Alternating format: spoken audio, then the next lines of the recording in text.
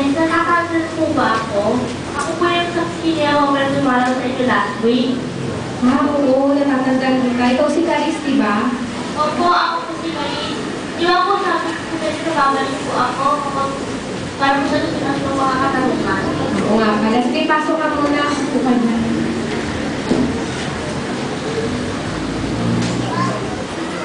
Natatandaan ko yung pinag-usapan natin last week yung tungkol sa Juan 1:1. Di ba nakalagay doon na si Jesus ang Diyos, pero sinabi mo hindi naman siya yung Diyos, tapos sabi mo di ba papalik kapag nakapagsalita ka? Opo, nakapagsalita po ako. Pero po, bago po iyan, gusto ko po sinubasahin ang nasa Juan 1:1.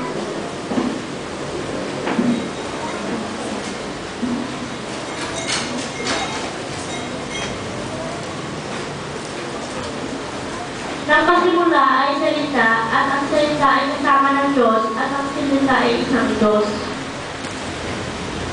Tama-tama, dala ko po yung aklan ko po. Ito po, nakakagway lang mula sa kasalatan. Gusto ko po ipapasa sa inyo. Para po ito.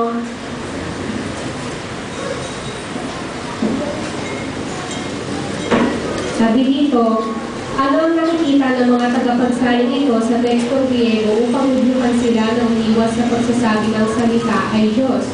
Ang tiyak na pagtukoy na ang ay lumilitaw bago ang unang pagbanggit ng Theos o Diyos, subalit hindi bago ang ikalawa. Ang articular na karangyarihan ng pangalan na pamimilitaw ang pagtukoy ay tumutukoy sa isang pagkakakilanlan, isang personalidad, samantalang ang pangisahang honorific truth kapag walang pagtukoy na pangalang panaguri bago ang pagdiwa. Dahil ng pagkakabalangkas ng pangungusap sa Griego ay tumutukoy sa isang katangian na sinuman. Kaya ang talata ay hindi nagsasabi na ang salita, si Jesus ay siya rin Diyos na kanyang kasakasama, kundi sa halip na ang salita ay may pagka-Diyos, banal, isang Diyos. So ibig sabihin pala na hindi ang tinutukoy doon na salita na Diyos ay hindi si Jesus. Depende pala yun sa ginamit na Griego salita. Opo, tama po kayo dyan. Nakisulat po yan yung pagkaluhan, hindi po kayo sinabi na si Jesus ay Diyos o na si Jesus ay Diyos na kasama ng Ama. Gusto ko po sa inyo ipabasa ang nasa talatang 18. Walang taong nakakita sa Diyos kailanman ang buktong na Diyos na nasa damong digdig ng Ama ang siyang nakapagpaliwanag tungkol sa Kanya.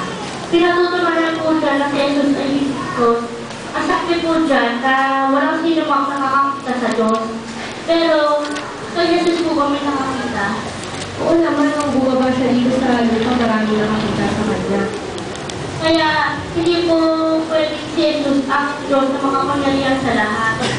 Nakakahulugan niya na si Jesus ay anak ng Diyos. Sige po dyan, gusto ko sa inyong basahin ang nasa 1:20-31.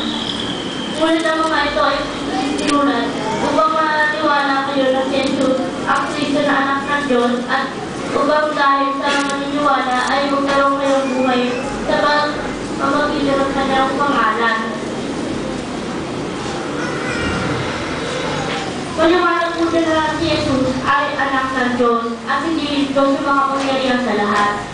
Yan, naiintindihan ko na yung binabagin pa lang sa Juan 1:1 na ang salita o ang Diyos ay si Jesus. Ang ibig sabihin para nun na si Jesus ay nagtatagilay lang ng mga katangiang pagkakaka-Diyos. Opo, kahit po kayo, ano ba na ito po, ano ba talaga ang tinuturo ng Biblia? Dito po sa chapter 4, basa natin, sino si Jesus Cristo? Malalaman po natin dito ang katotohanan ng kay Jesus. Sige, balikan next week, kahit tayo kita.